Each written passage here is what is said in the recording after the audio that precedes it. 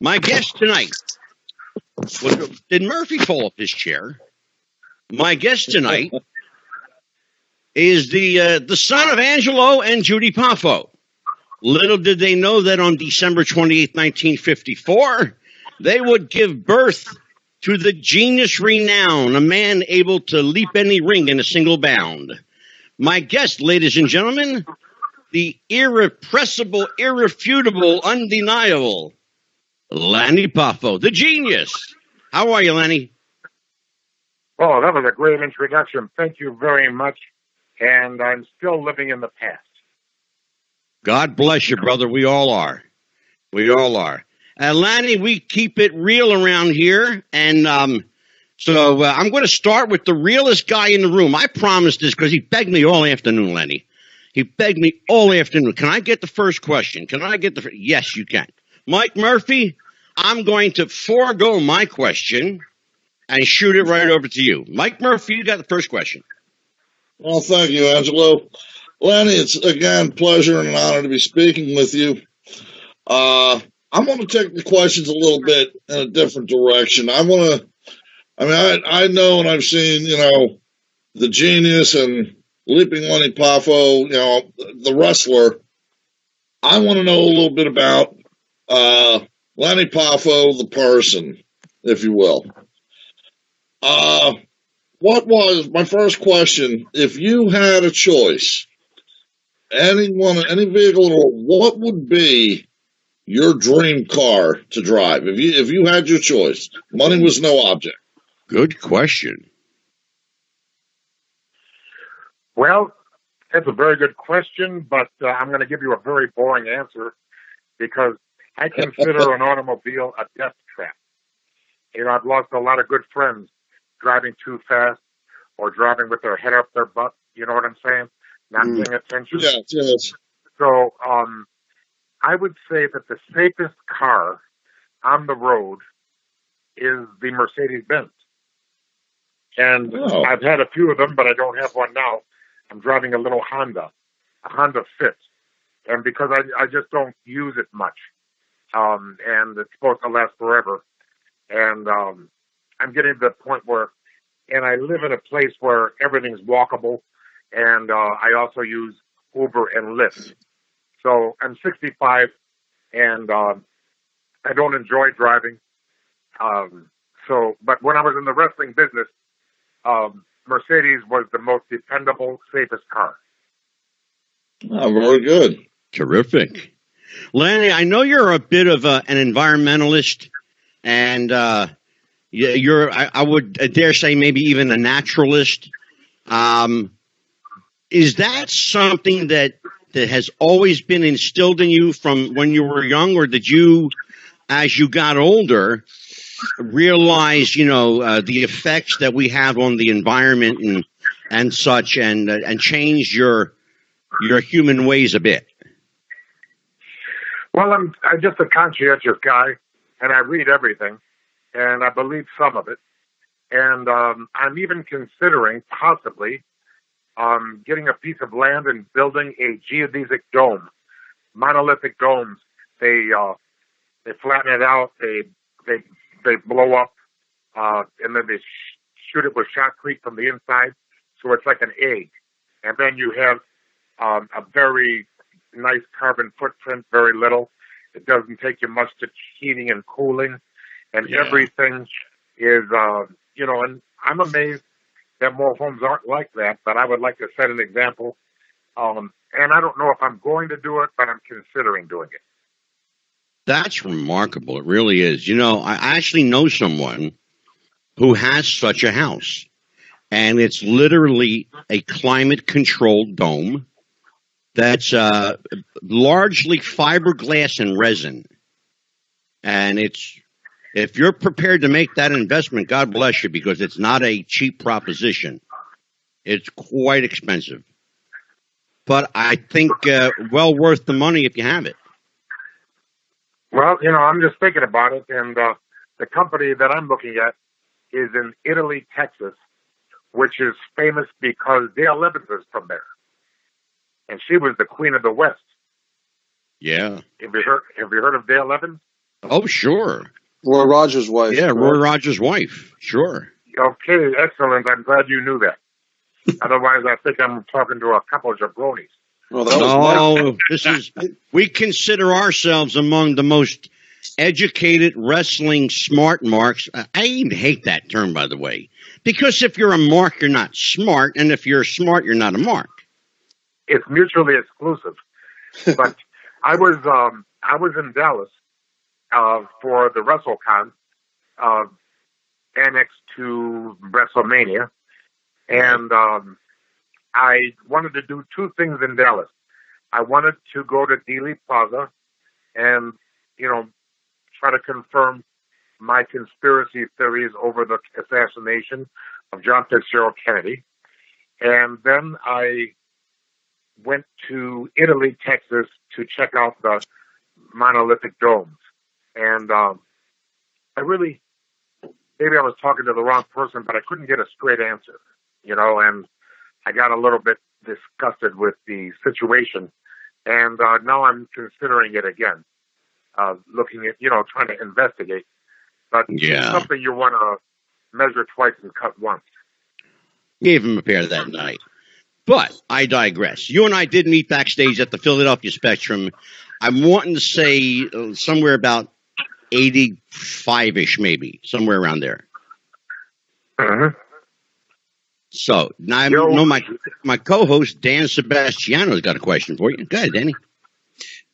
I do, Lanny. I just appreciate the chance to talk to you. Like I said, the intro is a huge fan.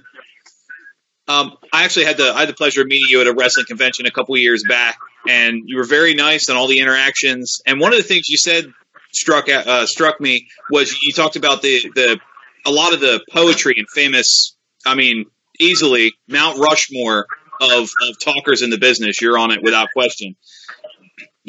I'm curious where, if you could maybe shed a little more detail in your involvement, some of the famous promos and lines that you've cut through the years, how much of that was you and how much of that was somebody telling you what you were saying? Well, in my day, they didn't really tell you what to say. Now they're writing it out for you. So in my day, it was all me.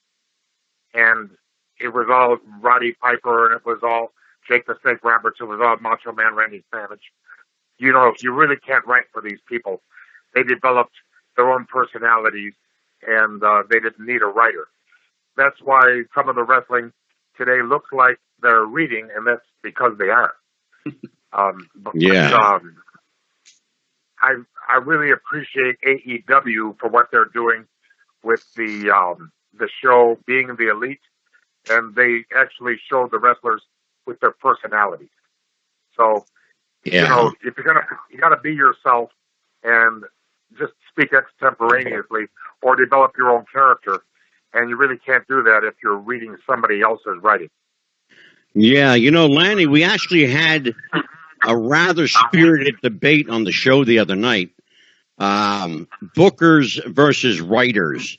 So I was going to ask you where you stood on that subject, but I think you've answered that question pretty well, to be honest with you. Well, you lose a lot when you handcuff the wrestler and make him, but I can see why they corporately, with the big business, I can see why they want to control everything. But that's called micromanaging. And I don't think you can micromanage a wrestler. Yeah, I think you're right.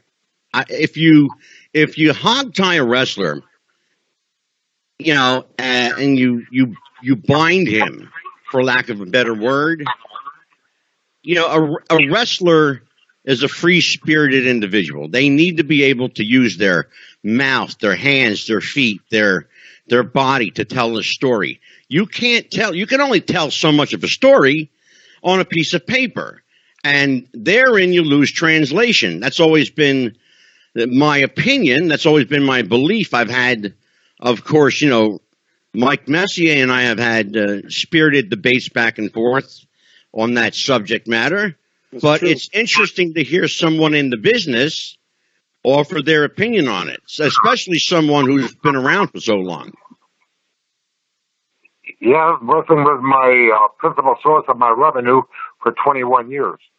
And I don't watch it now, and it's not because, well, I'm 65, and in 15 years I'll be 80, and I want to spend it doing what I want to do.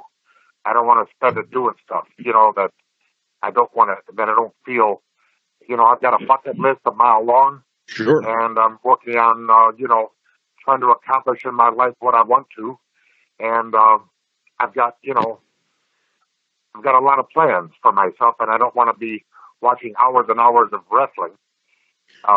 And who could blame you? Absolutely. I'm a little saturated, in other words. Yeah, well, and no one could blame you for wanting to actually have a life. And another reason too, I don't spend time writing love letters to Julia Roberts because I know she's not going to write me back.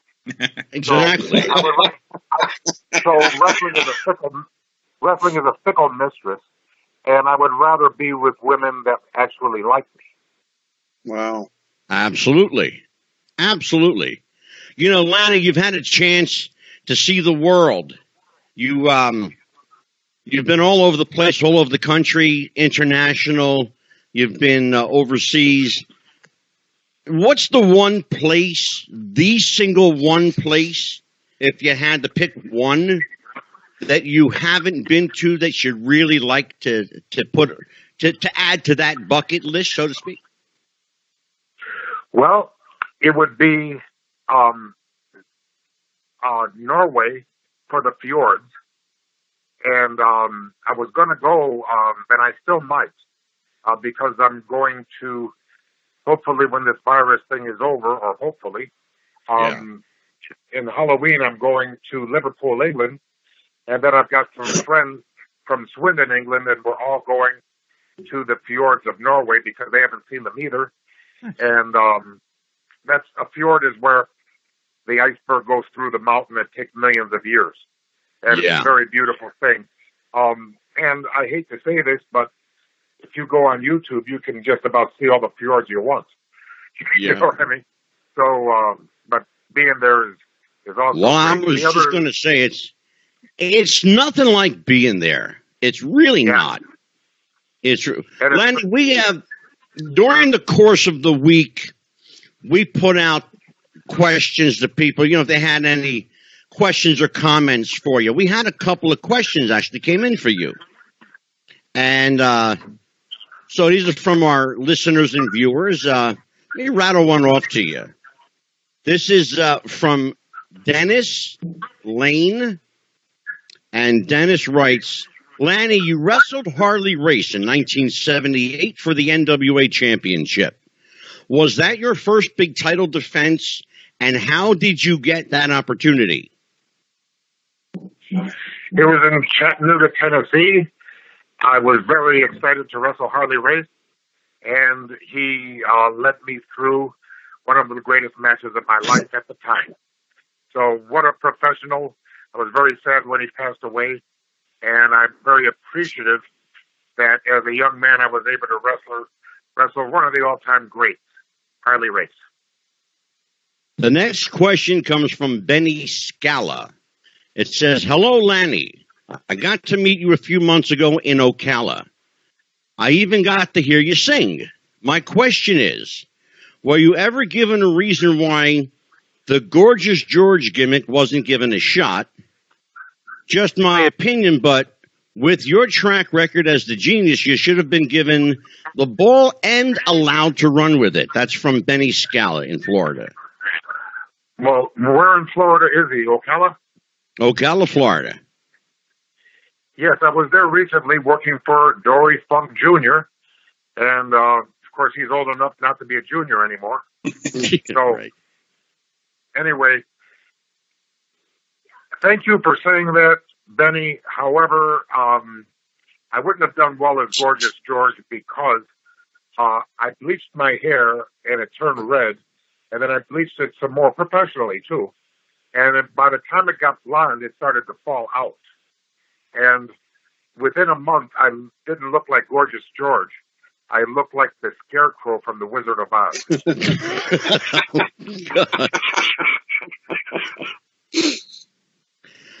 Our next question comes actually, Lanny, from a mutual friend of yours and I. And you'll know when I ask the question. I'm not even going to tell you. I'm just going to ask the question. Ask Lanny, is his favorite bakery still Bella Napoli? I worked the show with him and brought him 10 different Italian pastries. He was so afraid to leave them in the locker room that he sat on them and ate them one after another. He wrestled. I think he loves the place. So let's talk about our mutual friend Tony Villano, and what the hell is he talking about? Well, the thing is, Tony Villano, he's from near Amsterdam, New York, and that's where he had his Hall of Fame. Yeah. And he took me to Bella Napoli, which means beautiful Naples.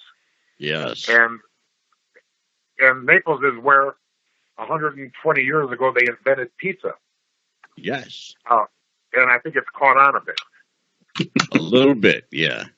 Yes. And so I remember he said, well, what can I get for you here? This is the best Italian pastry shop there is.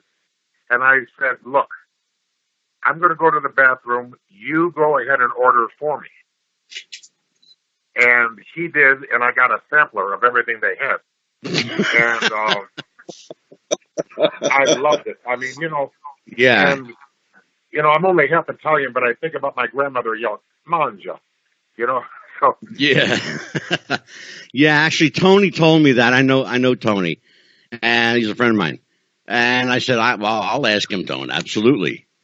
I said, Lanny, it's funny. Your mother used to tell you, "Manja." My grandmother used to tell me, "State Z." Io sono molto contento di essere qui,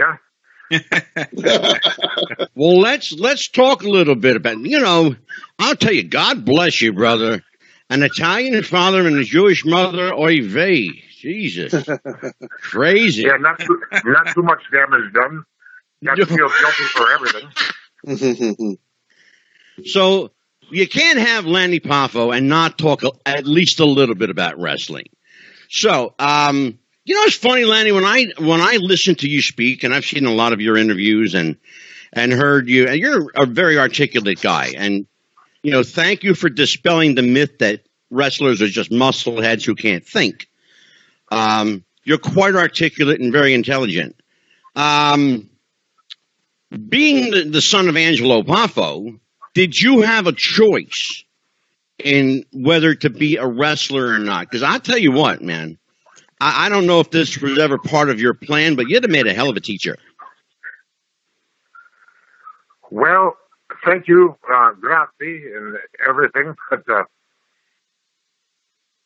I wouldn't have made a hell of a teacher at all. I don't have the patience for it, okay? And I mean, the best teacher I ever had was in the 5th grade, and she was wonderful, and we're still friends. And I think she's going to be, my God, 85 now, and we're, I still call her for her birthday. She calls me for mine. And let's back up a second. Let's just back up a second here. Your 5th grade teacher is still alive, and you still communicate with her. That's remarkable. Well, I really liked her.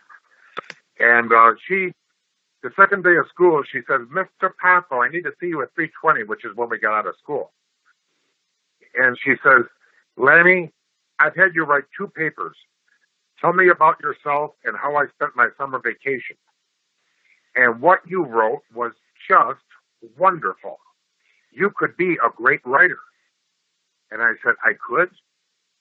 You know what I mean? Wow, that was so great. And so then I was like the Casey and the Sunshine Band. The baby ain't seen nothing yet. Every time I wrote, it was to be a great writer. And she got me conscientious about my writing because she discovered me. It's like a self-fulfilling prophecy. And then I was also very lucky. Twice in my life, I met Shel Silverstein. Oh, God, sure. He wrote The Giving Tree, Light in the Attic, Falling Up. He also wrote some fantastic songs that people don't know. He wrote the Unicorn song. He wrote A Boy Named Sue for Johnny Cash. Yeah, sure did. Absolutely, he surely did. If you would look him up, you would see that he's also a cartoonist for Playboy magazine. And it's amazing who God puts in your life. Oh, absolutely. I absolutely concur with that. No question about that. Timing is everything, but placement runs a close second. It really does. Mike Messier, you are chomping at the bit. Go ahead. Lanny Poffo, one of the great memories I have of your career is the poetry, because as a high school student, I started writing poetry myself, and the Frisbees with the poems on them as a babyface in the WWF, and then later with the scrolls and as the genius. But even before that, in the Tennessee Mid-Southern Territory, you were kind of starting that character of the poet, almost like a medieval knight. And it was one of the few times in my memory that a wrestler from the territory system, so to speak, had been establishing a character or a personality, a gimmick, as you might call it, and then that was not destroyed or changed by the WWF, but actually embraced and flourished and added to. So as a compliment to yourself, they must have enjoyed the poetry and the knight battle, the battle armor of the knight, and brought that with you from the mid-southern Tennessee territory to the New York WWF. Can you explore that topic a bit as far as the actual poetry, the knight suit, and all those great things that were with Lanny Poffo? Yeah, very good question, and I'm going to do my best. I think I got a two-pronged answer for you. Number one, it all happened because I was a guest on Tuesday Night Titans, TNT, on the USA Network. Did you ever see that show? Yeah, oh, so absolutely.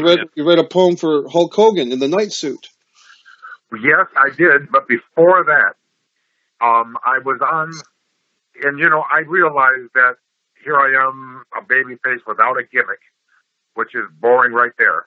If I was going to be boring on the USA Network, on the TNT show, I would probably never be invited back again.